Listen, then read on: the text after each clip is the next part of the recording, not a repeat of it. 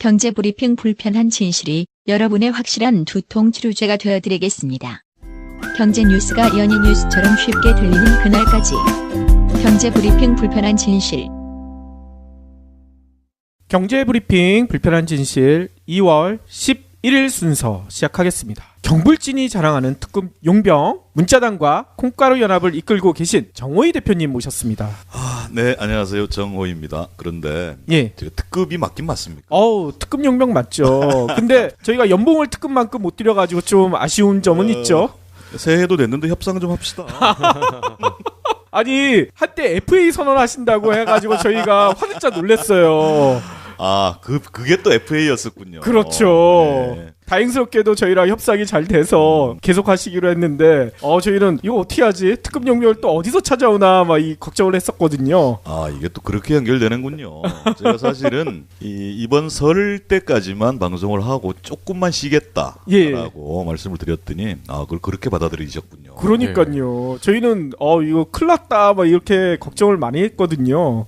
근데 뭐 제가 사실은 이 방송을 그만두면 두 분하고의 관계가 좀 소원해질 것 같아서 그러니까요. 많은 분들이 들어주시는 것도 고맙지만 이 소중한 인연 끊고 싶지 않아서 고맙습니다. 계속 하겠습니다.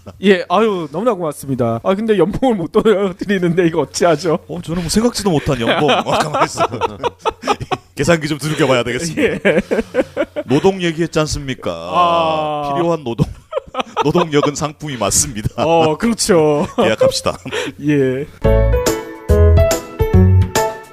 그리고요, 오늘도 AS로 시작하신다고 하셨는데요. 어떤 AS입니까? 애프터 서비스 해드려야죠. 예. 지난번에 초원농장 소고기, 돼지고기 소개를 하고 나서 주문이 폭증했습니다. 진짜. 물론 이제 뭐 방송 효과도 있을 테고, 진짜 이건 뭐 거의 국내 유일이라고 해도 과언이 아닐 정도로 훌륭한 동물복지. 축산, 고기죠. 그다음에 또 뭐 경불진의 파워.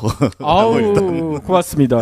믿고 싶은데 그때 이제 그렇게 말씀드렸잖아요. 그러니까 사실은 문자당에서만 살 수 있고요. 초원농장 고기는. 그다음에 문자당에서는 이벤트를 하지 않아요. 그런데 이제 갑자기 낚여가지고 티켓 메모란에다가 경불진 들었거든요. 이렇게 써주시면 보내드린다고 말씀을 드려서 실제로 보내드렸는데 이게 오해가 좀 있으신 분들이 있는데 이게 이제 고기는 왔는데 티켓은 왜 안 줍니까? 이렇게 이제 문의가 오는 경우가 많은데 그쵸. 따로 보내드립니다. 티켓은 그 상품하고 같이 보내드리는 게 아니라 맞아요. 별도로 우편 배송을 해드려요. 그러니까 우편함을 봐야 되더라고요. 그렇죠. 그래서 이게 그러니까 우리가 친절하게 미리 설명을 못 드렸구나 하는 자책도 하고요. 그다음에 이게 참 사실 고가의 티켓인데 일반 우편으로 보내드리거든요. 그러니까 사실 저희들도 불안하긴 해요. 그렇다고 해서 등기를 보내자니 이거는 배보다 배꼽이 그럴 수 있죠. 너무 커지는 거예요. 그래서 이제 일반 우편으로 보내드리고 일반 우편은 보통 3일 정도에 도착을 하니까 죄송합니다만 그 아날로그식으로 우편함 좀 자주 봐주시기 바랍니다. 혹시나 다른 분이 이렇게 이거 뭐지 하고 이렇게 가지고 갈 수도 있을 것 같아요. 그래서 참 고민입니다. 그럼 이게 서로 이제 책임을 피하는 경우도 있을 수 있어요. 그렇죠. 저희들은 분명히 보냈고 못 받았다 이렇게 되면 중간에 없어질 수도 있고 맞아요. 그거를 이제 확인하기 위해서 등기를 하자니 이 비용이 너무 들어서 그렇고 그래서 뭐 이제 우리도 이제 그런 그 기획사들 공연 기획사들하고 아예 전자 쿠폰을 발행하자 뭐 이런 얘기를 하고 있긴 합니다만 그건 또 그 공연사 쪽에 또 비용이 추가로 드는 거예요. 그 시스템을 만들기 위해서. 아니 뭐 이제 문자당과 콩가루 연합엔 그게 있는데 공연사 쪽에서 안 되니까. 그래서 그런 좀 어찌 보면 상당히 아날로그적으로 진행이 되는 거고요. 한 가지 더 말씀드리면 저희들이 그 마감이 있어요. 언제까지 관람할 수 있다. 그렇죠. 그래서 이제 보통은 10일 아무리 빨라도 10일 전에는 보내드리거든요. 10일 전에 받아보실 수 있게 사전 예약을 왜냐하면 해야 되니까. 그렇죠. 좀 감안하셔서 신청도 하시고 또 사용도 하시고요. 그리고 진짜 드릴 말씀은 꼭 좀 사용해 주세요. 그렇죠. 이것이 우리가 뭐 다른 것이 아니라 그 사은품 개념 혹은 이벤트 개념으로 드립니다만 그 공연 홍보도 하는 거거든요. 그러니까요. 네, 그리고 저희들 좀 그 후기도 좀 남겨주시고 이왕이면 네. 그렇죠. 그래주시면 더 고맙겠습니다. 예. 아니 저도 예전에 방송에서 한번 말씀드렸지만 콩가루 연합 물건을 주문한 다음에 어른 동생이라는 가족 뮤지컬표를 받았거든요. 좋죠. 예, 그거 직접 가서 봤더니만 너무나 좋았고요. 그리고 주변에도 많이 홍보를 해드렸었거든요. 애청자 여러분들도 이렇게 표 받으시면요, 이렇게 주변에 뭐 페이스북이나 인스타그램 같은 데도 좀 많이 남겨놓아 주시면 좋으실 것 같아요. 그럼요. 그걸 꼭 달아야죠. 샵 콩가루 연합. 아, 샵 문자당. 해시태그 예. 꼭 달아야죠. 꼭 다시 해야죠. 그리고 어른 동생 기획사 예. 여러분, 관계자 여러분 들으셨죠? 이렇게 우리가 저희가 여러 번 얘기했습니다. 열심히 홍보하고 있으니까 추가해야 되겠네요. 샵 어른 동생 뮤지컬. 그렇죠. 홍보 많이 하고 있으니까요. 할당 좀 많이 해주시기를 바라겠습니다. 예. 그리고요, 또 문자당이 자랑하는 제품이 있다고 그러셨어요. 네, 이게 이제 저희들 제가 몇 번 말씀드렸는데 특정 상품을 별도로 홍보하지 않는 것을 원칙으로 예. 하긴 해요. 근데 지난번 초원농장 같은 경우 왜냐하면 똑같은 협력적인 열린 장터를 표방하고 있는데 어느 제품만 특별하게 강조해서 홍보를 해주면 다른 분들하고 기회 균등성에 맞지 않잖아요. 그런데 연관성이 있어. 초원농장 같은 경우는 이제 마블링 이야기와 연결해서 말씀드린 것이고 예. 오늘 소개해드릴 생들기름은 그 초원농장 고기는 문자당에서만 살 수 있거든요. 예. 생들기름은 콩가루 연합에서도 살 수 있어요. 이건 양쪽에서 다 살 수 있는 양쪽에 거군요. 다 살 수 있고. 이렇게 되니까 또 꼬이네요. 그러니까 이벤트는 콩가루 연합에서만 하고 있고. 그런데 그래요? 경불진 애청자들을 위한 특혜죠. 뭐 거기다 쓰세요. 네. 경불진 들었거든요. 또 티켓 받을 수 있습니다. 티켓 드립니다. 예. 생들기름 소개를 좀 드리려고 하는데 좀 특별한 제품이어서 그렇습니다. 이것도 아마 초원농장 고기와 마찬가지로 국내에서는 아마 법적으로는 뭐 국내 유일, 뭐 최고 이런 표현은 못 쓰는 걸로 알고 있긴 합니다만 적어도 유일하긴 할 거예요. 그래서 이제 소개를 시켜드리는데 우리가 뭐 고향 설 명절에 고향 가면 이제 참기름, 들기름 이런 거 받아오잖아요. 시골 고향에 갔다 오면 그만큼 이제 들기름, 참기름이 유용하고 맛있는데 이게 2007년에 그 들기름 파동이 한번 났었어요. 벤조피렌이라는 발암 물질이 검출이 된 거죠. 그리고 이게 동네 방앗간에서도 아니고 대기업 제품들에서 검출이 됐어요. 그래서 난리가 났습니다. 그러고 나서 이제 발견된 것이 기름을 짤 때 우리 방앗간 뭐 옛날 방앗간 동네 방앗간에도 가보면 볶는 고소한 냄새가 나지 않습니까? 그렇죠. 그 향취가 굉장히 좋죠, 그죠? 그런데 알고 봤더니 특히 들기름은 열을 가하면 독성화된답니다. 이거? 그래서 물론 2007년 벤조피렌 파동 이후에 검사가 굉장히 엄격해져서 시중에서 판매되는 것에서 독성 물질이 발견되거나 이럴 정도는 아니라고 해요. 그런데 열을 가하지 않으면 않을수록 좋답니다, 몸에. 특히 지금 이제 일본 내에서 그 수입하러 오는 분들이 굉장히 많은데 일본에 이제 뭐 원전 사고도 있었고 그다음에 식물성 오메가 3가 이 들기름이 굉장히 많다는 건데 희한하대요. 일본에서는 들깨 생산 자체가 안 된답니다. 일본에서는요? 그래요. 그래가지고 이제 한국에 와서 이제 수입을 하는데 그 중에서도 열을 덜 가했거나 안 가한 것을 찾는답니다. 거기서만 이제 오메가 3가 나오니까. 그래서 문자당과 콩가루 연합에서 판매하는 생들기름은 저희들이 직접 가서 확인을 하고 있는데 열 제로입니다. 제로. 아예 가하지 않아요. 그래도 기름을 짤 수가 있는 그러니까 건가요? 시간이 오래 걸리죠. 그러니까 소량밖에. 깻묵이 엄청나게 나와요. 그래요? 그러니까 그래서 생들기름이 좋다는 건 굉장히 많이 알려져 있습니다. 알려져 있고 그다음에 뭐 특정 업체를 얘기해서 그렇습니다만 중견 업체들이 대량 생산해서 지난주엔가 보니까 쇼핑몰에서 팔던데 사실 색깔부터가 달라요. 그분들도 살짝 얘기를 하던데 미열을 가한다 이렇게 됐어요. 미열. 미열. 아. 근데 미열이 어느 정도인지에 대해서는 밝히지 않는데 예. 미열도 열이거든요. 그렇겠죠. 그러니까 이제 조금이라도 빨리 많은 양을 생산하기 위해서 이제 그렇게 되는 건데 이분 우리 문자당 생들기름 파시는 분이 망하지 않을까 좀 걱정이 돼서 이제 계속 좀 말씀드리는 건데 굉장히 소량일 수밖에 없어요. 열을 아예 가하지 않는. 아하. 열을 아예 가하지 않은 제품은 아마 국내에서는 그 유일하지 않을까 싶으니까요. 예. 예. 꼭 좀 한번 확인해 보시고 구매해 주시면 좋을 것 같습니다. 오메가3가 약으로도 나오잖아요. 그럼요. 어르신들 굉장히 많이 드시는 것 같은데, 근데 아무래도 이 약이라는 거는 공장에서 화학적인 공정을 거쳐서 나오는 화학 물질이잖아요. 그럼요. 그런데 이 들기름에 있는 오메가3, 이것도 생들기름이라면은 자연 성분의 것을 그대로 먹는 거잖아요.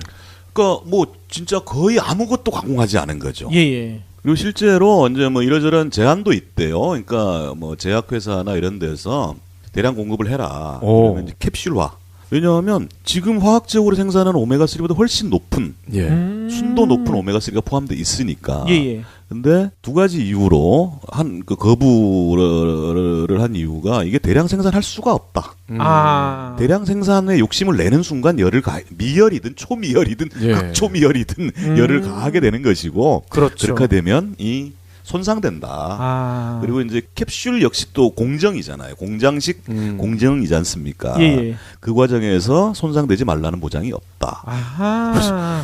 어떤 면에서는 막 속 터지는 게 너무 양심적이어서 망합니다요 이러다가 예. 지르고 있긴 한데 어쨌든 그리고 이제 뭐 한 가지 더 말씀드리면 그러니까 예컨대 풋사과를 이제 파시는 분 생산해서 파시는 분도 계신데 이게 왜 유명해졌나 하면 신지 다이어트라고 신지 있잖아요 코요테 신지 예. 아, 가수 신지요? 어느 날 뭐 홀쭉해서는 이제 방송에 등장을 했는데 자기가 풋사과 먹고 예. 다이어트에 성공했다 이렇게 이제 얘기를 한 거예요. 그래요? 그래서 이제 풋사과의 이 요요 현상을 막는 예. 그런 뭐 성분이 있답니다. 아하. 그래서 엄청 유행을 했는데 유행을 하다 못해 나중에는 캡슐이 등장을 합니다. 어이고. 근데 이제 그 처음에는 풋사과 자체가 판매되다가 예. 두 번째 단계는 분말이 등장을 해요. 예. 근데 이 분말에 대한 성분은 확인할 방법이 없어요. 중국산이 대거 포함돼. 그 중국산 풋사과가 엄청나게 수입이 됐답니다. 이렇게 되는 거죠. 그렇군요. 그리고 또 그것을 또 이제 캡슐화한 예. 제품도 나오고 뭐 이래요. 물론 이제 그분들 그 제품이 뭐 해독적이다 이렇게 얘기할 수도 없고 단정할 수는 없습니다만 이왕이면 확인할 수 있는 검증된 예. 것들을 취급하고 있다. 저희들은 그것이 노동 존중 생산이고 예. 친환경 생산이라고 믿기 때문입니다. 예. 아니 제 생각에는요 설 앞두고 부모님 선물 걱정 많이 하실 텐데 정관장 뭐 홍삼 이런 것보다 생들기름이 훨씬 더 부모님 건강을 많이 챙겨줄 수 있지 않을까 이런 생각도 들거든요. 그런데 안타깝게도 예. 11일이면 설 연휴 배송이 좀 어려울 수 있어요. 아. 그죠? 연휴 때 배송. 예. 그래서 좀 뭐 설 중이나 설 지나서도 주문해 주시면 그렇죠. 좋으니까요. 어머니한테 이제 문자만 남겨드리는 거죠. 고향 올라오면서 엄마한테 선물 보내놨어요. 받아보세요. 그런 방법이 있군요. 예, 이러면 되는 거니까요. 그렇군요. 예. 그러면 오늘의 본격적인 이야기, 노동 이야기 다시 시작해야 되는데요. 오늘은 진짜 애청자 여러분들이 끌릴만한 주제를 가지고 오셨어요. 4차 산업혁명. 이 4차 산업혁명 이야기는 뭐 제가 일방적으로 얘기하기보다는 좀 묻고 싶은 것도 있고 예. 제가 잘 모르는 부분도 있고 하니까 같이 얘기해 보는 걸로 좀 아하. 했으면 좋겠어요. 4차 산업혁명 이야기는 뭐 누구나 하더라고요. 그렇죠. 무슨 강연을 해도 4차 산업혁명 얘기를 하고 막 이래요. 그래서 예. 저는 참 지난달인가 이게 그때 뭐 4차 산업혁명은 강의는 아니고 무슨 경제 관련 세미나가 있다고 그래서 이제 참석을 했더니 4차 산업혁명 얘기를 한참 해요. 서두에. 예. 인공지능이 어떻고 저떻고. 근데 가만 들어보니까 우리가 알고 있는 4차 산업혁명을 얘기하는 게 아니라 1차 산업, 2차 산업, 3차 산업 있잖아요. 예. 1차 산업 농수, 축산, 광업, 2차 산업 제조업, 3차 산업 서비스업. 예. 이건 산업 분류잖아요. 예. 그렇죠. 산업혁명하고 아무 관련 없는 이야기를 한 30분을 얘기하시더라고 강사께서. 오. 어찌 보면 대단한 내공이신데요. 아무 관련 없는 얘기를. 그것도 거의 참여한 분들도 끄떡끄떡하고 듣고 있고 그래가지고 아따 참 사람들 너무한다. 예. 강연을 아재 개그로 승화시키신 것 같아요. 아재 개그는 촌철살인이어야 되잖아요. 네, 그렇죠. 30분을 예. 그 산업 분류 아닙니다. 근데 이 4차 산업혁명에 대해서는 크게는 두 종류의 반응이나 대응이 있죠. 하나는 공포 마케팅이다. 그렇죠. 그게 과연 실제 하는 거야? 뭔데 그게? 뭐 이런 이제 공포 마케팅, 유로 이제 취급하는 이런 게 있나 하면 이것이야말로 인류의 미래다.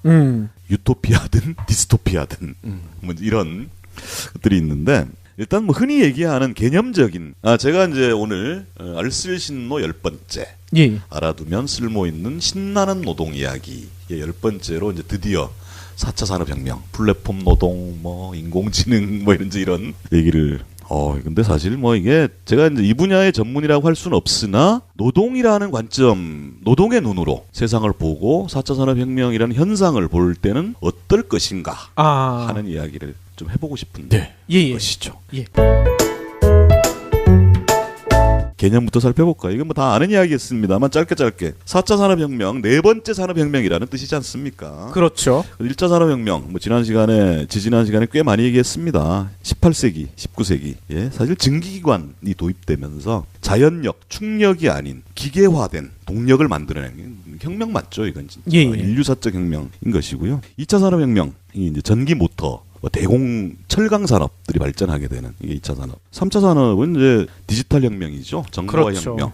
예. 그다음에 4차 산업혁명인데 이거 여기서부터 이제 논란이 벌어지는 겁니다. 4차 산업혁명이라는 개념, 용어가 처음 등장한 것은 2016년 다보스 포럼이죠. 근데 좀 이따 얘기하겠습니다만 인더스트리 4.0이라는 개념은 독일 메르켈 정부에서는 한 6, 7년 전부터 추진하고 있었어요. 어허. 그러다 보니 이 4차 산업혁명이 도대체 뭐지? 하는 논란에 휩싸이기 시작하는.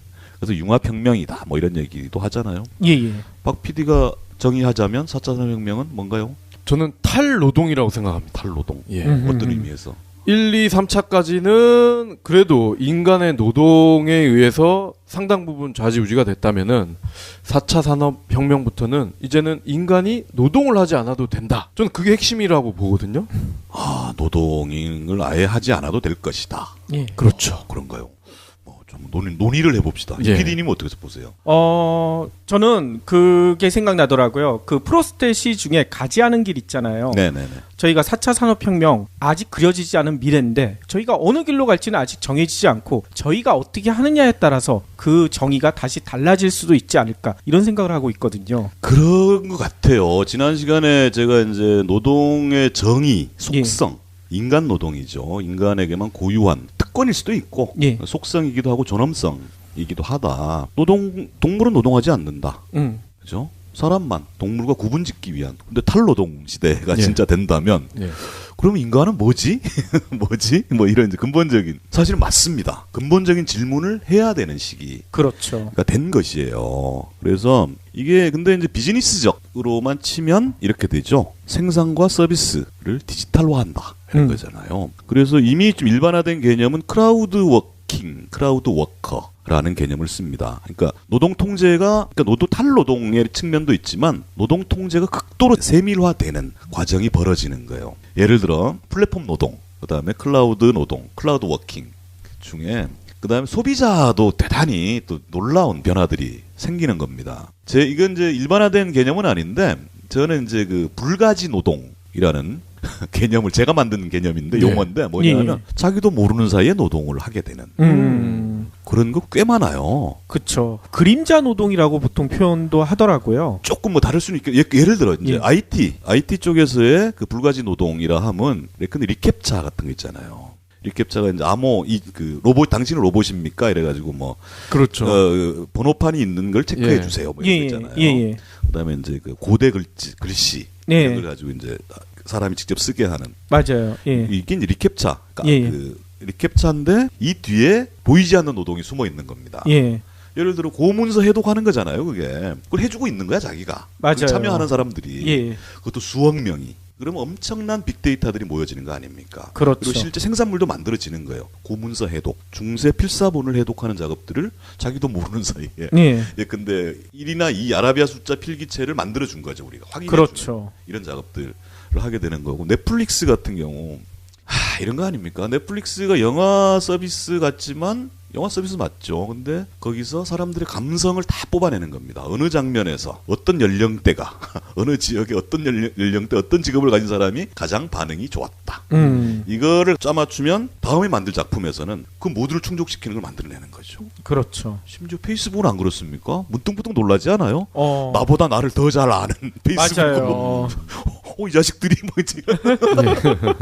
감정 노동이 아니라 감성까지 흡수해버리는 그러니까요. 이런 지경에 사실 이미 와 있지 않나 싶어요. 그래서 전통적인 임금 노동의 문제. 근데 우버 드라이버 얘기를 안 할 수가 없는 것이 우버 드라이버 같은 경우는 그 노동자냐 아니냐부터 논란이 돼왔죠. 미국에서. 그렇죠. 그래서 지난 대선에서는 이 우버 드라이버의 노동권 문제가 대선 쟁점이 될 정도로 뭐 이런 큰 문제가 되고 있는데 우버 드라이버가 노동자인가요? 아닌가요?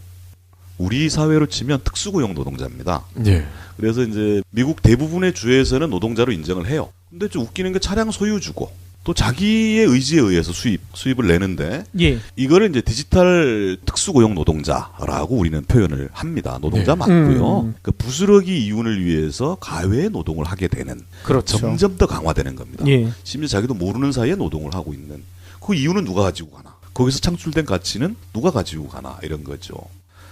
리액션이 없는 거 봐서는 점점 어려워지고 있는 것 같은데. 아니요. 박 PD가 빠져드는 것 같아요. 빠져들고 있습니까? 지금 몰입을 하고 있는 거예요. 몰입해라, 예. 몰입해라. 한 걸음 더 나아가 봅시다. 이게 생산력과 생산 관계, 생산 수단을 누가 소유하느냐. 사회 체제를 설명할 때 가장 확실한 것은 이겁니다. 생산력은 어떻게 만들어지는가? 생산 도구는 누가 소유하는가? 이것의 관계, 이거 생산 관계. 마르크스 이야기입니다. 그리고 예. 그 해석이 지금도 맞아요. 근데 그래서 이제 사회주의를 왜 사회주의 사회로 넘어가는 것이 인류 역사 발전의 필연이라고 마르크스는 예견을 했었나 하면 생산력은 점점 고도화되고 사회화된다는 겁니다. 예. 그런데 생산 수단은 독점하게 되는 거죠. 예. 소수 대자본이 이 모순은 극복되지 않는다. 그래서 충돌하는 것이고 사회화된 생산력을 모든 사회 구성원이 함께 소유하는 것. 이것이 사회주의다. 라는 어마무시한 선언이고 실제로 이제 한 70년 동안 실험을 했었잖아요. 예. 동국권 소련 망했죠. 그런데 좀 이따 말씀드리겠습니다만 그런 시도를 다시 하고 있어요. 예. 그래서 지금 얘기하는 디지털, 그러니까 4차 산업혁명이 상징하는 IoT, 인공지능, 로봇 뭐 이런 것들, 그다음에 융합이라는 것은 플랫폼이잖아요. 거대 플랫폼입니다. 이 플랫폼을 누가 소유하는가? 아마존이냐? 구글이냐? 페이스북이냐? 네. 여기에 따라서 세상이 바뀌어버리는 이런 건데 그들의 빅데이터, 그들의 생산력을 만든 것은 수십억, 동시에입니다. 그것도 동시에 수십억 명이 참여해서 자기의 감성을 쏟든 노동을 흘리든 해서 만들어진 것이 그 생산력인데 이 생산력을 왜 극소수 자본이 소유하는가? 이런 문제로 문제의식이 발전하기 시작하는 거죠. 예. 그렇죠. 앞서 메르켈 정부가 인더스트리 4.0 얘기를 했다고 말씀을 하셨는데 그거에 대한 설명이 조금 더 있으면 좋을 것 같습니다. 그렇습니다. 그러니까 4차 산업혁명은 그 공포 마케팅은 당연히 아니라고 저는 생각을 합니다만 우리나라 특유의 저는 이런 표현하기 싫습니다만 냄비 근성 같은 거 있잖아요. 뭐 하나 있다 하면 그냥 뭐 소나 표현이 거칩니다만 소나게나 전문가인 척하고 막 불리고 그런 것들이 이제 비트코인 열풍이랄까 이런 것도 한몫하지 않았나 싶은데 상업적으로 써먹잖아요. 상업적 그렇죠. 마케팅인 건 맞는 것 같아요. 근데 이 다보스 포럼에서 제기된 4차 산업혁명보다는 현실적이고 생활적인 것이 독일 정부입니다. 독일 정부에서 추진하고 있는 인더스트리 4.0. 우리말로 그냥 산업 4.0이겠죠. 그래서 굉장히 오래된 거예요. 그래서 이 제조업체의 가치 기술 독일 인더스트리 4.0을 사전적으로 설명하면 이렇습니다. 제조업체의 가치 사슬을 디지털 기술로 통합함으로써 제조물을 원하는 때 원하는 디자인으로 생산성 하락 없이 만드는 체제를 의미한다. 빅데이터와 사물통신, 인공지능 등 디지털 기술은 수요의 실시간 측정과 계획을 기술적으로 가능하게 한다. 어허. 이게 언뜻 생각해봐도 가능할 뿐만 아니라 굉장히 실용적으로 보여집니다. 예. 예컨대 이제 독일 뭐 쉽게 설명하면 이런 거예요. 그러니까 자동차가 하나 나오기 위해서는 다양한 기술과 업체들, 기술자들, 노동자들이 포함되겠죠. 근데 중복 노동을 피한다거나, 그다음에 또 생산 적시 생산 있지 않습니까? 적시 적기 생산, 재고를 많이 쌓아둘 수 없으니까 이런 것들을 민간이 아니고 정부에서 아예 플랫폼을 만든다는 겁니다. 아하. 이게 인더스트리 4.0의 핵심인 예. 겁니다. 그런데 이렇게 생산성이 확 높아지면 탈노동 아까 얘기하셨잖아요. 이게 지금 뭐 전적으로 동의하진 않습니다만 일자리가 감소되는 건 또 분명한 거예요. 그래가지고 독일 정부는 산업 4.0과 동시에 노동 4.0을 함께 추진합니다. 노동 4.0이요? 네, 한 번 더 말씀드리면 산업 4.0은 독일 정부, 메르켈 정부가 추진하는 겁니다. 정부에서 추진합니다. 예. 이게 민간 기업이 아니라니까요. 정부에서 민간 기업을 지원하기 위한 방식으로 플랫폼 등 만들고 있는 거예요. 운영하고 있는 거죠. 근데 노동자들 소외시키면 안 된다는 것입니다. 그래서 독일 노동부와 독일 노총이 함께해서 노동 4.0. 자본에게는 좋지만 산업 4.0이 그럼 노동은 어디 가지? 이래서 접근하는 것이 노동 4.0이에요. 좋은 노동을 위한 노동 4.0 이런 개념이고요. 이 노동 정책들을 그러니까 일자리는 줄어들 것이고 노동 시간도 줄어들거나 사라질 것이고 그럼 어떡할 건데 정부가 추진한 것이니 정부이 다 책임져라 이럴 수도 없다는 겁니다. 예. 그래서 노동이 직접 참여를 해요. 그래서 이미 2015년 4월에 노동 4.0 그린북이라는 것이 출간됩니다. 예. 그 다보스 포럼이 2016년이었다니까요. 그 4차 산업혁명이 유행하기 전에 이미 정부 차원에서 그다음에 노사정 차원에서 독일에서는 진행되고 있다는 이야기이죠. 이것만 봐도 독일 경제가 잘 나가는 이유를 알 수가 있을 것 같아요. 먼저 준비한 거 아니겠습니까? 그래서 어떤 면에서는 그 독일 정부, 독일에서는 아직도 4차 산업혁명이라는 표현을 쓰지 않는다니까요. 아하. 그러니까 말만 혁명하고 거리가 먼 짓을 할 게 아니라 그렇죠. 실질적인 준비를 맞아요. 해야 된다는 겁니다. 예. 그리고 이 그린북 이게 2015년이었고 2016년 11월에 노동 4.0 백서가 발간이 됩니다. 예. 그래서 굉장히 두꺼운 걸로 되어 있고 검색해 보시면 한글로 번역된 노동 4.0도 있어요. 굉장히 두꺼워요. 그래서 감히 이제 읽어볼 엄두가 안 나기도 한데 요약된 내용들도 꽤 많이 있으니까 한번 보실 필요가 있을 것 같고 이렇게 되면 보십시오. 그러니까 정부가 산업 4.0 그다음에 기업을 위한 플랫폼, 그다음에 노동이 참여하는 노동 4.0 여기까지 갔잖아요, 그죠? 근데 여기에는 또 시민사회도 포함돼요. 그리고 실제로 실현하고 있는 것이 노미넷 트러스트라는 게 있어요. 이거 소셜 벤처 지원 책이고요. 그다음에 실제로 이 인더스트리 4.0을 처음으로 기획하고 제안한 건 시민단체입니다. 아카텍이라는 시민단체가 제안을 하고 정부가 받고 독일 사회 전체가 여기 호응한 이런 것이고요. 그다음에 또 이제 사회 혁신 분야의 싱크탱크도 만들어지죠. 네스타. 지금 대표님이 이제 노동 4.0 이제 독일 이야기를 해주셨잖아요. 근데 제가 탈노동이라고 말씀을 드린 건 뭐 저만의 생각이긴 하지만 노동 4.0은 탈노동으로 가기 위한 과도기이지 않은가. 제가 탈노동을 말씀을 드리는 거는 태초에 뭐 아담이 있었다고 치자고요. 그 아저씨가 살았던 그 시절에는 사과를 이렇게 따 먹잖아요. 아담도 아재였나요? 네. 사과를 따 먹으면은 그냥 먹으면 돼요. 아무도 뭐라고 하지 않죠. 근데 지금은 사과를 따 먹게 되면 과수원 사장님한테 혼나죠. 경찰에 잡혀갈 수도 있어요. 절도 맞다니까. 사과를 따먹거나 물고기를 자기가 손으로 잡아서 먹을 수도 있는 거고요. 그런데 이게 이제 아담의 아들, 그 아들의 아들 쭉 내려오면서 어느 순간 사과를 이제 20개, 30개씩 따는 사람이 생겼을 거 아닙니까? 그러면서 잉여 생산물이 나오는 거고, 그럼 이걸 가진 사람이 결국 생산 수단도 갖게 되는 거잖아요. 막시스트 같은 설명을 지금 하고 계신데. 아, 그런가요? 마르크스주의적인 해석이 그런 겁니다. 그런데 이게 앞으로는 AI나 첨단화된 디지털 생산 수단으로 바뀌면서, 물론 이 생산 수단은 초기에는 기업의 소유로 가겠지만 궁극적으로는 지자체나 국가로 위임이 될 수밖에 없다는 거죠. 어머나. 네. 어머나. 그렇게 되면요. 똑같다. 내 생각하고. 그 얘기를 할 거예요. 그 생산 수단을 독점하는 사람들이 늘어나면서 이제 3차 산업혁명까지 온 거고 4차 산업혁명이 되고 나면은 이제 AI나 첨단화된 디지털 시스템 생산 수단들이 초기에는 기업이나 개인의 소유로 남아 있겠지만 갈수록 이게 지방자치단체나 정부로 흡수가 될 거예요. 그렇게 되면은 결국 정부가 제공하는 다양한 플랫폼을 기반으로 노동자들, 인간들은 뛰어노는 듯이 이렇게 일을 할 수가 있게 되고 이게 좀 더 고도화가 되면 뭐 예를 들어서 태양광으로 무장한 원양 어선이 등장을 합니다. 그럼 이건 정부 소유예요. 근데 이거는 자율주행도 돼요. 그러면 얘는 사람도 없이 태평양으로 나가서 참치를 100마리를 잡아와요. 그럼 또 갔다 와서 이걸 쫙 풀어. 그럼 사람들은 결국 노동을 하지 않고도 참치를 먹을 수가 있게 되는 거죠. 유토피아적인 미래죠. 네. 그렇죠. 그런데 시장은 권력보다 세죠.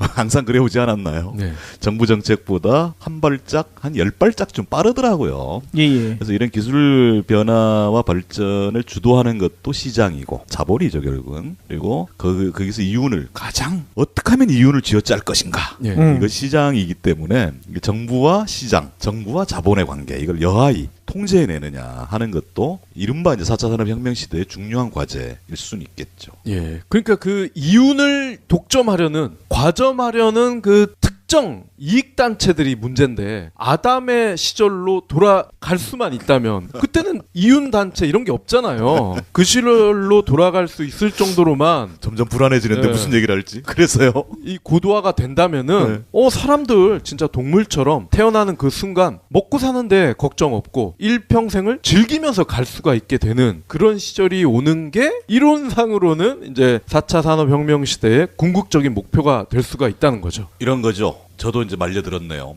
토마스 모어의 유토피아가 대체로 이제 이런 그림인 것이고, 그렇죠. 공산당 선언의 말미를 보십시오. 보면 노동으로부터 해방이에요. 탈노동. 예. 원하는 만큼 능력에 따라 일하고 필요에 따라 소비한다. 예. 이런 사회를 공산주의 사회라고 하죠. 그래서 요컨대 뭐 4차 산업혁명이 빨갱이 세상을 앞당긴다 이렇게 주장하시는 겁니까 지금? 아, 그런 건 아니고요. 대신에 그럼 사람은 뭐 하냐? 뭐 말뚝박기만 하고 있을 거냐? 그게 아니라 정말 자기가 하고 싶은 취미 생활, 일, 공부, 연애 이런 걸 할 수가 있다는 거죠. 그게 공산당 선언에 나온다니까. 8시간 일하고 8시간 학습하고 8시간 쉰다 이런 거. 자, 공산당 얘기한 김에 예. 중국 얘기해 봅시다. 중국 공산당 당대회가 있었죠. 몇 달 전에. 여기에 이제 4차 산업혁명 이야기가 나옵니다. 근데 뭐 이미 중국도 마찬가지로 4차 산업혁명이라는 표현을 쓰지 않아요. 그런데 정층설계. 이거 중국말로 할 줄 몰라가지고 제가 이제 정층설계. 우리나라 언론에서는 디지털 레닌주의 이렇게 표현을 하더라고요. 이게 사실 지금 개념적으로는 지금 우리가 얘기하고 있는 4차 산업혁명과 흡사한 것이고 거기서 중국 정부와 공산당은 무엇을 할 것인가 이 얘기죠.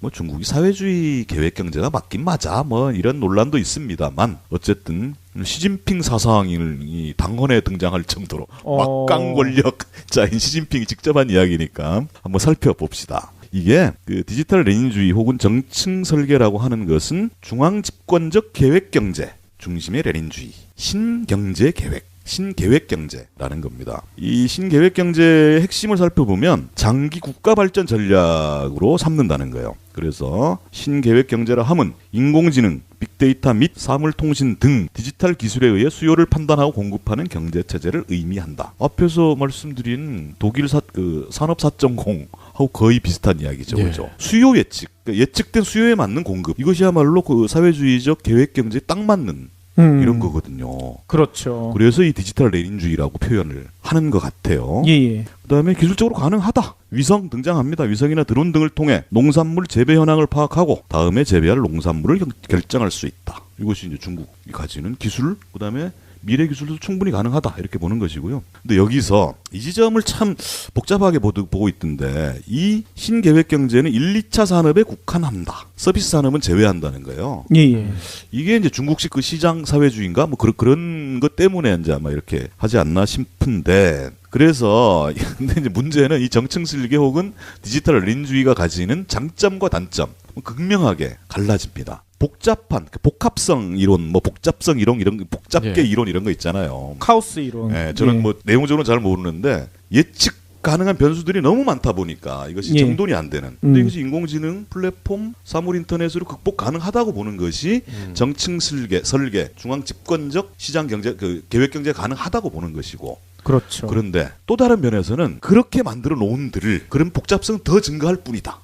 라고 보는 시각이 또 있어요. 예, 예. 그래서 중국의 이 정책 설계를 어떻게 볼 것이냐에 대해서는 앞으로도 굉장히 많은 논란도 있고 또 사실 중국 시장이 가지는 세계 경제의 지위는 또 엄청나지 않습니까? 예, 예. 미세먼지나 좀 어떻게 빨리 해결했으면 좋긴 하겠는데 예. 이런 어마어마한 기술을 가지고 그렇죠. 아니 근데 진짜 빌딩만한 공기청정기 갖다 놓고 지금 미세먼지 제거하겠다 뭐 이러고 있더라고요. 어쨌든 이런 이제 독일 정부 그다음에 중국 정부와 당까지 예. 살펴봤는데 우리나라도 대통령 직속 4차 산업혁명위원회가 있어요.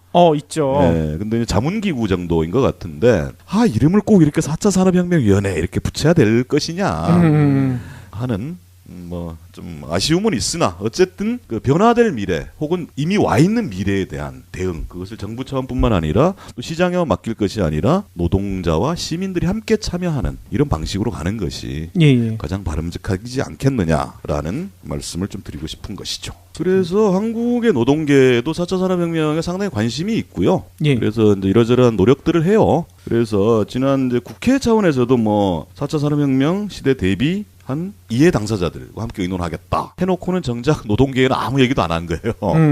그래서 이제 한국노총, 민주노총, 양노총이 예컨대 법안은 이런 겁니다. 1월 말에 이제 법안이 하나 나온 게 작년이네요. 디지털 기본산업 경쟁력 제고 및 육성에 관한 기본법. 근데 이게 딱 봐도 친기업적인 법안으로 보여지는 겁니다. 예, 예. 그러면 이렇게 해가지고 일이 되겠냐? 이런 겁니다. 그래서 노동계가 참여하는 논의 이것이 지난 시간에 말씀드린 문재인 정부의 노동 존중, 사회적 대타협 이런 것들이 전제되고 함께 가지 않으면 안 될 것이다. 그렇죠. 라는 것이고요. 마지막으로 드리고 싶은 말씀이 아까 우리 박 PD님께서 아담 아저씨 아담 아저씨에서 미래 기술까지 예. 쭉 말씀하셨는데 굉장히 동의하고 핵심적인 부분을 좀 짚어주셨다고 보는 것이 예를 들어 인공지능도 소프트웨어잖아요. 소프트웨어 그렇죠. 알고리즘 아니겠습니까? 근데 이것을 독점하는 근데 경불진 에피소드에서 한번 다뤘던 아마존과 구글은 왜 진흙탕 싸움을 하고 있는가? 예, 예. 빅데이터를 가지기 위한 거잖아요. 그렇죠. 빅데이터를 가진다는 건 제가 수십 번 강조합니다만 수십억 명의 노동과 감성이 그게 들어가 있는 겁니다. 그렇다면 굉장히 인류 역사상 가장 높은 수준의 사회화된 노동의 집약체가 인공지능 플랫폼이라 할 수 있는 겁니다. 예. 근데 그걸 왜 아무도 통제하지 못하는 개인 기업은 아니겠습니다. 기업 집단 자본이 가지게 되느냐 그렇죠. 하는 겁니다. 그래서 이걸 점점 더 사회화해야 된다. 그래서 그 지자체가 개입을 하든 중앙 정부가 개입을 하든 그러니까 뭐 그 중국식 계획 경제라는 건 우리가 상상할 수 없는 것이고요. 우리 한국 체제에서 적어도 독일 수준의 접근법 정부가 주도하되 기업과 노동 참여시키는 이런 정도가 중요하다고 보고 제가 이제 다음 시간쯤에 한 번 더 말씀드리고 싶은 것 중에 하나가 그러면 노동 생산의 주역이고 역사 발전의 주체라고 얘기하는 노동은 거기에 따라만 갈 것이냐 저는 과감하게 예컨대 사회 참여형 인공지능 이런 거를 노동이나 진보단체들 특히 노동조합은 규모가 크기 때문에 총연맹 단체들은 그걸 추진할 수 있다고 보고요. 예.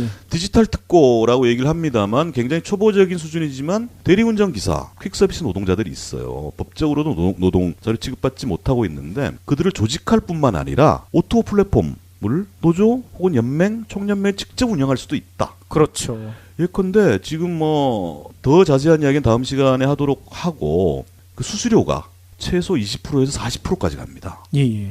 2만 원짜리 대리 부르면은 본인 손에 지어지는 거는 만 원 정도밖에 안 되는 거예요. 왜 그런 가혹한 착취를 당하고 있지? 그렇죠. 그럼 그들 스스로가 플랫폼을 만들 수도 있습니다. 그렇죠. 예. 40만이랍니다. 대리운전 노동자가. 그러니까요. 조직을 하든 플랫폼을 만들든 소비자 편익성이 높은 플랫폼 운영을 아예 할 수도 있다. 이것이 보다 능동적이고 적극적인 예. 새 시대에 대한 참여 아니겠는가 이런 주장을 하고 있는 편인 것이죠.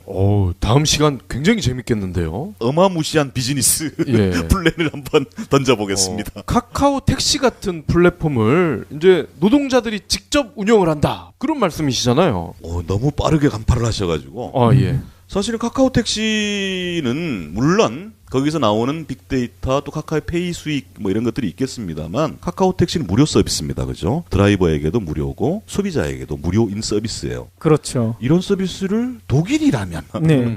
혹은 서울시라면 노동존중별시라는 직접 운영하지 못할 이유가 없는 겁니다. 그러니까요. 그 기술력은 아주 지금의 기준에서는 엄청나게 높은 범접 불가능한 그런 기술력이 아니거든요. 예. 그래서 이 고도로 발전된 사회화된 생산력을 어떻게 사회가 공유할 것인가에 예. 대한 고민도 많은 분야에서 좀 같이 됐으면 좋겠다 하는 것이죠. 그렇죠. 실제로 국내 지자체에서도 비슷한 움직임이 있었거든요. 고양시에서 고양이 택시란 걸 만들었었는데 이게 사장이 돼버린다는 그런 얘기가 있더라고요. 많습니다. 저희들이 예. 이제 그런 좀 스터디들을 좀 사례들을 찾아보고 있고 예예. 참 훌륭한 시도들이 사장되는 경우가 너무 많아요. 그러니까요. 그러니까 이게 여러 가지 이유가 있는데 그건 다음 시간에 네. 한번 예. 찾아보는 걸로. 예. 예. 오늘도 정호희 대표님으로부터 노동에 대한 이야기 4차 산업혁명과 관련돼 가지고 얘기를 들어봤는데요. 제가 아까 그 얘기 드렸잖아요. 가보지 않은 길이다. 제가 그 말씀 드린 이유가 4차 산업혁명이 진짜 유토피아가 되려면 저희가 지금 하고 있는 방송 제목처럼 알쓸신노가 돼야 되지 않을까 이런 생각이 들거든요. 저희가 알쓸신노가 될 수 있도록 진짜 천천히 차근차근 준비해 가야 저희가 꿈꾸는 세상이 될 수가 있고요. 이게 그냥 노동, 그 4차 산업혁명에 대한 공포 마케팅 이런 데만 속게 되면 저희가 생각하는 꿈은 다 깨지지 않을까 이런 생각이 들거든요. 너무 잘 정리를 해주셔서 감사합니다. 월급만 털려요, 그러면? 그렇죠. 누가 내 돈을 훔쳐갔을까요? 그 제목도 너무 좋더라고요. 자기도 모르는 사이에 노동하고 예. 있고 돈은 털리고 이러고 있는 거죠. 사실. 그러니까요. 근데 그 제목 저희가 안 지어가지고요. 예, 그러면 오늘도 긴 시간 동안 귀한 말씀 너무나 감사드리고요. 다음 주에도 더 신나는 노동 이야기 부탁드리겠습니다. 네, 설명절들 잘 쇠시고 설 지나서 뵙겠습니다. 수고하셨습니다.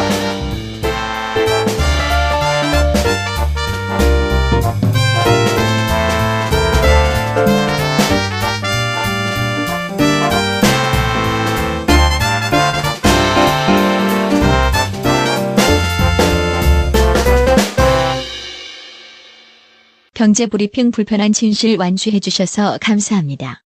하트 투척, 댓글 남기기, 계좌 후원 등 다양한 방법으로 힘을 보태주세요. 계좌 정보는 경제브리핑 팟빵 공지 코너에 있습니다. 여러분의 응원, 콘텐츠로 보답하겠습니다. 별도로 우편 배송을 해드려요. 그러니까 우편함을 봐야 되더라고요. 그렇죠. 그래서 이게 그러니까 우리가 친절하게 미리 설명을 못 드렸구나 하는 자책도 하고요. 예. 그다음에 이게 참 사실 고가의 티켓인데 일반 우편으로 보내드리거든요. 예. 그러니까 사실 저희들도 불안하긴 해요. 그렇다고 해서 등기를 보내자니 이거는 그렇죠. 배보다 배꼽이 그럴 수 있죠. 너무 커지는 거예요. 예. 그래서 이제 일반 우편으로 보내드리고 일반 우편은 보통 3일 정도에 도착을 하니까 예. 죄송합니다만 그 아날로그식으로 우편함 좀 자주 봐주시기 바랍니다. 예. 혹시나 다른 분이 이렇게 이거 뭐지 하고 이렇게 가지고 갈 수도 있을 것 같아요. 그래서 참 고민입니다. 그럼 이게 서로 이제 책임을 피하는 경우도 있을 수 있어요. 그렇죠. 저희들은 분명히 보냈고 못 받았다 이렇게 되면 중간에 없어질 수도 있고 뭐 맞아요. 그거를 이제 확인하기 위해서 등기를 하자니 이 비용이 너무 들어서 그렇고 그래서 뭐 이제 우리도 이제 그런 그 기획사들 공연 기획사들하고 아예 전자 쿠폰을 발행하자 네. 뭐 이런 얘기를 하고 있긴 합니다만 그건 또 그 공연사 쪽에 또 비용이 추가로 드는 거예요. 그 시스템을 만들기 그래요? 위해서. 아니 뭐 이제 문자당과 콩가루 연합엔 그게 있는데 예. 공연사 쪽에서 안 되니까. 아하. 그래서 이제 그런 좀 어찌 보면 상당히 아날로그적으로 진행이 되는 거고요. 예. 한 가지 더 말씀드리면 저희들이 그 마감이 있어요. 언제까지 관람할 수 있다. 그렇죠. 그래서 이제 보통은 10일, 아무리 빨라도 10일 전에는 보내드리거든요. 예. 10일 전에 받아보실 수 있게 사전 예약을 왜냐하면 해야 되니까. 그렇죠. 좀 감안하셔서 신청도 하시고 또 사용도 하시고요. 예. 그리고 진짜 드릴 말씀은 꼭 좀 사용해 주세요. 그렇죠. 이것이 우리가 뭐 다른 것이 아니라 그 사은품 개념 혹은 이벤트 개념으로 드립니다만 그 공연 홍보도 하는 거거든요. 그러니까요. 네, 그리고 저희들 좀 그 후기도 좀 남겨주시고 이왕이면 네. 그렇죠. 그래주시면 더 고맙겠습니다. 예. 아니 저도 예전에 방송에서 한번 말씀드렸지만 콩가루 연합 물건을 주문한 다음에 어른 동생이라는 가족 뮤지컬 표를 받았거든요. 좋죠. 예, 그거 직접 가서 봤더니만 너무나 좋았고요. 그리고 주변에도 많이 홍보를 해드렸었거든요. 애청자 여러분들도 이렇게 표 받으시면요, 이렇게 주변에 뭐 페이스북이나 인스타그램 같은 데도 좀 많이 남겨놓아 주시면 좋으실 것 같아요. 그럼요. 그걸 꼭 달아야죠. 샵 콩가루 연합. 샵 문자당. 해시태그 꼭 달아야죠. 꼭 다시 해야죠. 그리고 어른 동생 기획사 예. 여러분, 관계자 여러분 들으셨죠? 이렇게 우리가 저희가 여러 번 얘기했습니다. 열심히 홍보하고 있으니까 추가해야 되겠네요. 샵 어른 동생 뮤지컬. 그렇죠. 홍보 많이 하고 있으니까요. 할당 좀 많이 해주시기를 바라겠습니다. 예. 그만 이제 오메가 3가 나오니까. 예. 그래서 문자당과 콩가루 연합에서 판매하는 생들기름은 저희들이 직접 가서 확인을 하고 있는데 열 제로입니다. 제로. 아예 가하지 않아요. 그래도 기름을 짤 수가 있는 그러니까 건가요? 시간이 오래 걸리죠. 아하. 그러니까 소량밖에. 깻묵이 엄청나게 나와요. 그래요? 그러니까 그래서 생들기름이 좋다는 건 굉장히 많이 알려져 있습니다. 예. 알려져 있고 그다음에 뭐 특정 업체를 얘기해서 그렇습니다만 중견 업체들이 대량 생산해서 지난주엔가 보니까 쇼핑몰에서 팔던데 사실 색깔부터가 달라요. 그분들도 살짝 얘기를 하던데 미열을 가한다 이렇게 됐어요. 미열. 근데 미열이 어느 정도인지에 대해서는 밝히지 않는데 미열도 열이거든요. 그렇겠죠. 그러니까 이제 조금이라도 빨리 많은 양을 생산하기 위해서 이제 그렇게 되는 건데 이분 우리 문자당 생들기름 파시는 분이 망하지 않을까 좀 걱정이 돼서 이제 계속 좀 말씀드리는 건데 굉장히 소량일 수밖에 없어요. 열을 아예 가하지 않는. 열을 아예 가하지 않은 제품은 아마 국내에서는 그 유일하지 않을까 싶으니까요. 꼭 좀 한번 확인해 보시고 구매해 주시면 좋을 것 같습니다. 오메가3가 약으로도 나오잖아요. 그럼요. 어르신들 굉장히 많이 드시는 것 같은데, 근데 아무래도 이 약이라는 거는 공장에서 화학적인 공정을 거쳐서 나오는 화학 물질이잖아요. 그럼요. 그런데 이 들기름에 있는 오메가3, 이것도 생들기름이라면은 자연 성분의 것을 그대로 먹는 거잖아요. 그러니까 뭐 진짜 거의 아무것도 가공하지 않은 거죠. 예. 그리고 실제로 이제 뭐 이러저런 제한도 있대요. 그러니까 뭐 제약회사나 이런 데서 대량 공급을 해라. 그러면 이제 캡슐화. 왜냐하면 지금 화학적으로 생산하는 오메가3보다 훨씬 높은 순도 높은 오메가3가 포함되어 있으니까. 근데 두 가지 이유로 그 거부를 한 이유가 이게 대량 생산할 수가 없다. 대량 생산에 욕심을 내는 순간 미열이든 초미열이든 극초미열이든 열을 가하게 되는 것이고, 그렇죠. 그렇게 되면 이 손상된다. 그리고 이제 캡슐 역시 또 공정이잖아요. 공장식 공정이지 않습니까? 그 과정에서 손상되지 말라는 보장이 없다. 어떤 면에서는 막 속 터지는 게 너무 양심적이어서 망합니다요 이러다가 지르고 있긴 한데 어쨌든. 그리고 이제 뭐 한 가지 더 말씀드리면, 그러니까 근데 풋사과를 이제 생산해서 파시는 분도 계신데, 이게 왜 유명해졌나 하면, 신지 다이어트라고, 신지 있잖아요. 코요테 신지. 가수 신지요? 어느 날 뭐 홀쭉해서는 이제 방송에 등장을 했는데, 자기가 풋사과 먹고, 다이어트에 성공했다, 이렇게 이제 얘기를 한 거예요. 그래요? 그래서 이제 풋사과의 이, 요요 현상을 막는, 그런 뭐 성분이 있답니다. 그래서 엄청 유행을 했는데 유행을 하다 못해 나중에는 캡슐이 등장을 합니다. 어이고. 근데 이제 그 처음에는 풋사과 자체가 판매되다가 두 번째 단계는 분말이 등장을 해요. 근데 이 분말에 대한 성분은 확인할 방법이 없어요. 중국산이 대거 포함돼. 그 중국산 풋사과가 엄청나게 수입이 됐답니다. 이렇게 되는 거죠. 그리고 또 그것을 또 이제 캡슐화한 제품도 나오고 뭐 이래요. 물론 이제 그분들 그 제품이 뭐 해독적이다 이렇게 얘기할 수도 없고 단정할 수는 없습니다만, 이왕이면 확인할 수 있는 검증된 것들을 취급하고 있다. 저희들은 그것이 노동존중 생산이고 친환경 생산이라고 믿기 때문입니다.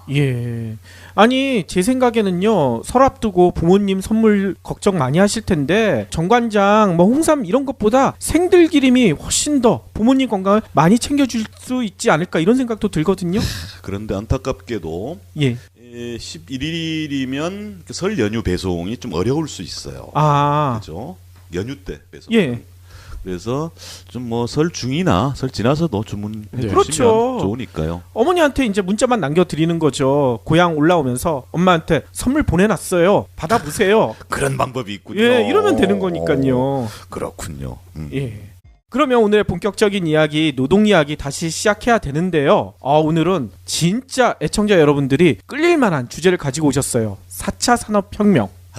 이 4차 산업혁명 이야기는 뭐 제가 일방적으로 얘기하기보다는 좀 묻고 싶은 것도 있고 예. 제가 잘 모르는 부분도 있고 하니까 같이 얘기해 보는 걸로 좀 아하. 했으면 좋겠어요. 4차 산업혁명 이야기는 뭐 누구나 하더라고요. 그렇죠. 무슨 강연을 해도 4차 산업혁명 얘기를 하고 막 이래요. 그래서 예. 저는 참 지난달인가 이게 그때 뭐 4차 산업혁명은 강의는 아니고 무슨 경제 관련 세미나가 있다고 그래서 이제 참석을 했더니 4차 산업혁명 얘기를 한참 해요. 서두에. 예. 인공지능이 어떻고 저떻고. 근데 가만 들어보니까 우리가 알고 있는 4차 산업혁명을 얘기하는 게 아니라 1차 산업, 2차 산업, 3차 산업 있잖아요. 예. 1차 산업 농수, 축산, 광업, 2차 산업 제조업, 3차 산업 서비스업. 예. 이건 산업 분류잖아요. 예. 그렇죠. 산업혁명하고 아무 관련 없는 이 얘기를 한 30분을 얘기하시더라고 강사께서. 오. 어찌 보면 대단한 내공이신데요. 아무 관련 없는 얘기를. 그때 거의 참여한 분들도 끄떡끄떡하고 듣고 있고 이래가지고 아따 참 사람들 너무한다. 예. 강연을 아재 개그로 승화시키신 것 같아요. 아재 개그는 촌철살인이어야 되잖아요. 네. 그렇죠. 30분을 예. 그 산업 분류 아닙니다. 근데 경제 브리핑 불편한 진실이 여러분의 확실한 두통 치료제가 되어드리겠습니다. 경제 뉴스가 연예 뉴스처럼 쉽게 들리는 그날까지. 경제 브리핑 불편한 진실. 경제 브리핑 불편한 진실 2월 11일 순서 시작하겠습니다. 경불진이 자랑하는 특급 용병 문자단과 콩가루 연합을 이끌고 계신 정호희 대표님 모셨습니다. 네 안녕하세요 정호입니다. 그런데 예. 제가 특급이 맞긴 맞습니까? 특급 용병 맞죠. 근데 저희가 연봉을 특급만큼 못 드려가지고 좀 아쉬운 점은 있죠. 새해도 됐는데 협상 좀 합시다. 아니 한때 FA 선언하신다고 해가지고 저희가 화들짝 놀랐어요. 그게 또 FA였었군요. 그렇죠. 네. 다행스럽게도 저희랑 협상이 잘 돼서 계속 하시기로 했는데 저희는 이거 어떻게 하지? 특급 용병을 또 어디서 찾아오나 막 이 걱정을 했었거든요. 이게 또 그렇게 연결되는군요. 제가 사실은 이번 설 때까지만 방송을 하고 조금만 쉬겠다라고 예. 말씀을 드렸더니 그걸 그렇게 받아들이셨군요. 그러니까요. 저희는 이거 큰일 났다 막 이렇게 걱정을 많이 했거든요. 근데 뭐 제가 사실은 이 방송을 그만두면 두 분하고의 관계가 좀 소원해질 것 같아서 그러니까요. 많은 분들이 들어주시는 것도 고맙지만 이 소중한 인연 끊고 싶지 않아서 아유 예, 고맙습니다. 계속 하겠습니다. 예, 아유 너무나 고맙습니다. 근데 연봉을 못 드리는데 이거 어찌하죠? 저는 뭐 생각지도 못한 연봉. 가만히 있어. 계산기 좀 두들겨봐야 되겠습니다. 예. 노동 얘기했지 않습니까? 필요한 노동력은 상품이 맞습니다. 그렇죠. 계약합시다. 예. 그리고요 오늘도 AS로 시작하신다고 하셨는데요. 어떤 AS입니까? 애프터 서비스 해드려야죠. 예. 지난번에 초원농장 소고기, 돼지고기 소개를 하고 나서 주문이 폭증했습니다. 진짜. 물론 이제 뭐 방송 효과도 있을 테고 진짜 이건 뭐 거의 국내 유일이라고 해도 과언이 아닐 정도로 예. 훌륭한 동물 복지, 네. 축산, 고기죠. 아하. 또 뭐 경불진의 파워 아우 고맙습니다. 믿고 싶은데 그때 이제 그렇게 말씀드렸잖아요. 그러니까 사실은 문자당에서만 살 수 있고요. 초원농장 고기는 그다음에 문자당에서는 이벤트를 하지 않아요. 그런데 이제 갑자기 낚여가지고 티켓. 메모 아래에다가 경불진 들었거든요. 이렇게 예. 써주시면 보내드린다고 말씀을 드려서 실제로 보내드렸는데 예. 이게 오해가 좀 있으신 분들이 있는데 이게 이제 고기는 왔는데 티켓은 왜 안 줍니까? 이렇게 이제 문의가 오는 경우가 많은데 그쵸. 따로 보내드립니다. 예. 티켓은 그 상품하고 같이 보내드리는 게 아니라 맞아요. 그리고요 또 문자당이 자랑하는 제품이 있다고 그러셨어요. 네, 이게 이제 저희들 제가 몇 번 말씀드렸는데 특정 상품을 별도로 홍보하지 않는 것을 원칙으로 예. 예. 하긴 해요. 근데 지난번 초원농장 같은 경우 왜냐하면 똑같은 협력적인 열린 장터를 표방하고 있는데 어느 제품만 특별하게 강조해서 홍보를 해주면 다른 분들하고 기회 균등성에 맞지 않잖아요. 그런데 연관성이 있어. 초원농장 같은 경우는 이제 마블링 이야기와 연결해서 말씀드린 것이고 예. 오늘 소개해드릴 생들기름은 그 초원농장 고기는 문자당에서만 살 수 있거든요. 예. 생들기름은 콩가루 연합에서도 살 수 있어요. 아, 이건 양쪽에서 다 살 수 있는 예, 거군요. 다 살 수 있고. 이렇게 되니까 또 꼬이네요. 그러니까 이벤트는 콩가루 연합에서만 하고 있고. 네. 아, 그래요? 경불진 애청자들을 위한 특혜죠. 뭐 거기다 쓰세요. 네. 경불진 들었거든요. 아, 또 티켓 받을 수 있습니다. 티켓 드립니다. 예. 생들기름 소개를 좀 드리려고 하는데 좀 특별한 제품이어서 그렇습니다. 이것도 아마 초원농장 고기와 마찬가지로 국내에서는 아마 법적으로는 뭐 국내 유일, 뭐 최고 이런 표현은 못 쓰는 걸로 알고 있긴 합니다만 적어도 유일하긴 할 거예요. 그래서 이제 소개를 시켜드리는데 우리가 뭐 고향 설 명절에 고향 가면 이제 참기름, 들기름 이런 거 받아오잖아요. 시골 고향에 갔다 오면 그만큼 이제 들기름, 참기름이 유용하고 맛있는데 이게 2007년에 그 들기름 파동이 한번 났었어요. 벤조피렌이라는 발암 물질이 검출이 된 거죠. 아. 그리고 이게 동네 방앗간에서도 아니고 대기업 제품들에서 검출이 됐어요. 그래서 난리가 났습니다. 그러고 나서 이제 발견된 것이 기름을 짤 때 우리 방앗간 뭐 옛날 방앗간 동네 방앗간에도 가보면 볶는 고소한 냄새가 나지 않습니까? 그렇죠. 그 향취가 굉장히 좋죠, 그죠? 그런데 알고 봤더니 특히 들기름은 열을 가하면 독성화된답니다. 어이고? 그래서 물론 2007년 벤조피렌 파동 이후에 검사가 굉장히 엄격해져서 시중에서 판매되는 것에서 독성 물질이 발견되거나 이럴 정도는 아니라고 해요. 그런데 열을 가하지 않으면 않을수록 좋답니다, 몸에. 이거 특히 지금 이제 일본 내에서 그 수입하러 오는 분들이 굉장히 많은데 일본에 이제 뭐 원전 사고도 있었고 그다음에 식물성 오메가3가 이 들기름이 굉장히 많다는 건데 희한하대요. 일본에서는 들깨 생산 자체가 안 된답니다. 일본에서는요? 그래요. 그래가지고 이제 한국에 와서 이제 수입을 하는데 그 중에서도 열을 덜 가했거나 안 가한 것을 찾는답니다. 거기서